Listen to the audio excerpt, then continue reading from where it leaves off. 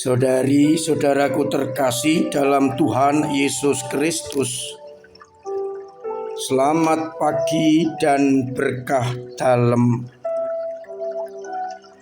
Kita berjumpa kembali dalam renungan harian kita, Rabu 7 Juni 2023. Seperti biasa, bacaan-bacaan kita dasarkan pada bacaan Ekaristi hari ini. Dalam bacaan yang pertama dari kitab Tobit bab 3 ditegaskan bagaimana Allah mengabulkan permohonan Tobit dan Sarah. Kita tahu semuanya bagaimana Sarah sudah diperistri kepada 7 pria, tapi semuanya dibunuh oleh Asmodeus, setan yang jahat, sebelum mereka bersatu sebagai suami istri.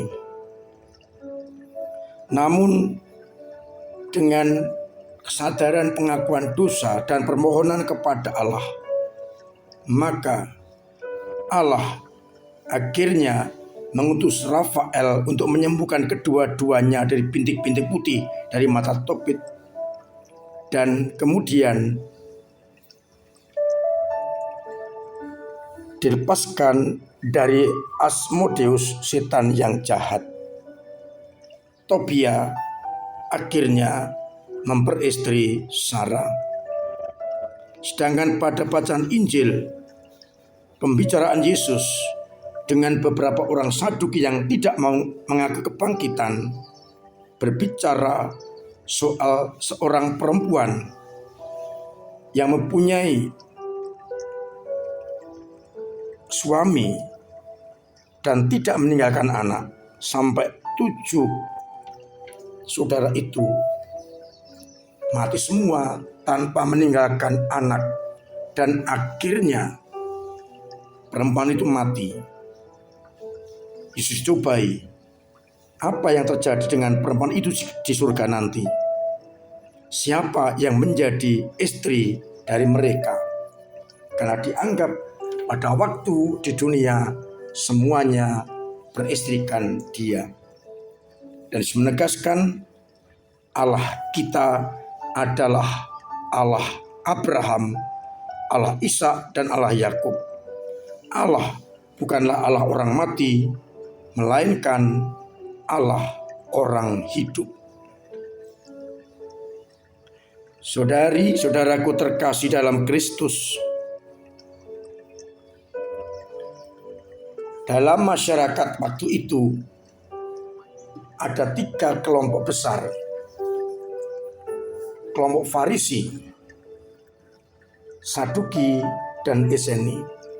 Eseni itu kelompok yang mengundurkan diri dari dunia dan kemudian mengambil tempat di padang gurun untuk lebih berfokus kepada Tuhan, sehingga mereka hampir tidak mengikuti apa yang terjadi di dunia, mundur dari dunia ini. Farisi mengakui kebangkitan, sedangkan Eseni tidak mengakui adanya kebangkitan. Maka sebenarnya mereka berpengaruh atau berkepentingan mencari pengaruh Yesus.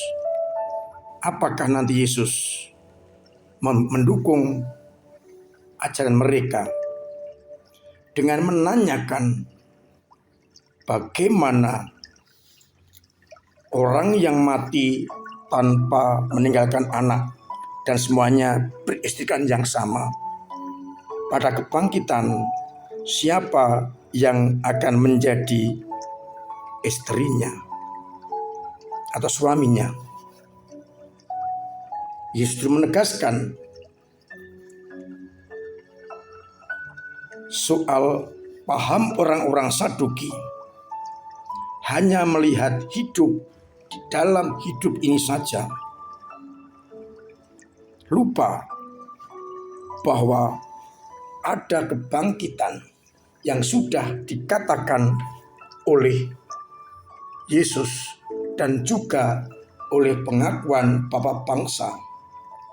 Allah kita adalah Allah Abraham, Allah Ishak, dan Allah Yakub, berarti Allah orang hidup. Maka mereka yang sudah meninggal dan dibangkitkan akan hidup, bukan lagi hidup seperti kehidupan duniawi sekarang ini, di mana ada tangisan, ada kesengsaraan, kawin dan dikawinkan. Tetapi orang-orang yang hidup setelah kebangkitan akan bahagia karena bersatu dengan Allah. Di tengah-tengah dunia ini, kita masih disibukkan dengan kebutuhan duniawi. Namun, kalau kita sungguh-sungguh berfokus kepada Allah dalam surga, maka kita akan hidup dengan sukacita dan tidak lagi disibukkan dengan hal-hal duniawi. Itulah sebabnya banyak dari kita yang masih sibuk dengan urusan duniawi dan lupa akan hal-hal yang surgawi. Oleh karena itu, lewat bacaan ini kita diingatkan bahwa kita jangan mengejar hanya kepentingan duniawi, melainkan surgawi, di mana kita boleh hidup bersama Allah. Orang yang dibangkitkan sudah tidak lagi hidup seperti di dunia ini, melainkan memusatkan diri hanya kepada Allah agar mendapatkan kebahagiaan surgawi. Saudari-saudaraku terkasih dalam Kristus, mari kita mencoba melihat diri kita masing-masing. Selama ini bagaimana kita hidup? Apakah kita sudah memusatkan diri kepada Allah, sehingga karya-karya kita di dunia ini untuk menuju kepada Allah sendiri? Pendek kata, janganlah kita disibukkan dengan hal-hal duniawi sehingga lupa akan hal-hal yang surgawi. Marilah kita kejar kehidupan surgawi, rohani, agar akhirnya ketika kita dipanggil, kita boleh mengalami kebangkitan badan dan kehidupan yang kekal. Semoga pengalaman perjumpaan dengan Yesus menjadikan kita untuk mengarahkan dan mencita-citakan hidup surgawi. Mari kita wartakan sabda ini kepada banyak orang, agar akhirnya orang tidak terjebak pada kenikmatan duniawi, tetapi sungguh mencari hanya keselamatan yang kekal.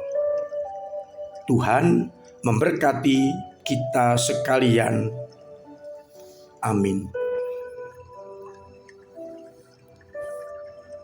Marilah kita berdoa. Bapa yang penuh kasih, kami bersyukur karena lewat sabdamu Engkau mengingatkan kepada kami agar kami tidak disibukkan oleh hal-hal duniawi saja, melainkan kami Kau mampukan untuk mengejar, mencita-citakan hidup surgawi. Semoga Engkau mendorong kami dan umat-Mu untuk selalu mewartakan, mengajarkan hidup surgawi kepada dunia, agar dunia bertobat dan memperoleh keselamatan. Bantulah umat-Mu yang sakit, agar mereka segera sembuh. Yang punya beban berat Engkau ringankan, bahkan Engkau hapus. Yang punya persoalan Engkau urai, agar terbebas dari persoalan itu. Dan yang kesulitan ekonomi Engkau bantu lewat samanya, agar mereka merasakan kasih-Mu dan tidak putus asa. Untuk itu ya Bapa, dampingi, sertai kami dengan berkat-Mu, Bapa dan Putra dan Roh Kudus. Amin. Saudari-saudaraku terkasih, tetap saya anjurkan, bahkan saya wajibkan untuk melaksanakan protokol kesehatan dengan benar. Pakai masker, cuci tangan pakai sabun, pakai sanitizer, jauhi kerumunan. Vaksin booster kedua, pola hidup sehat, dan jaga hidup dari hal-hal yang dapat membahayakan kita. Semoga dengan demikian kita tetap sehat dan tetap bisa memuji Allah. Semoga dengan usaha-usaha kita bisa menjaga kesehatan diri kita sendiri maupun sesama.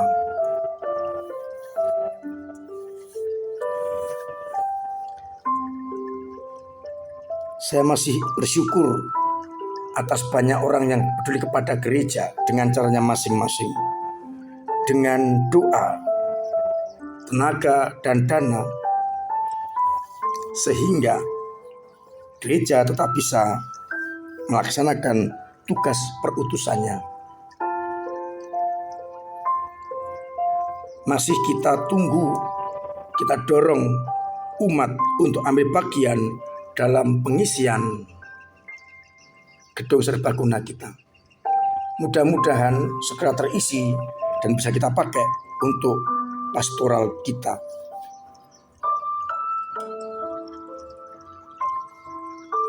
Mari terus kita tingkatkan partisipasi kita dalam lingkungan masing-masing, dalam doa-doa, ibadat-ibadat. Mari kita saling terus mendorong agar akhirnya semua umat terlibat di lingkungan kita masing-masing. Semoga akhirnya gereja kita semakin mengakar di tiap lingkungan dan wilayah. Akhirnya saya mengucapkan selamat pagi, selamat merenungkan, salam sehat, Tuhan memberkati.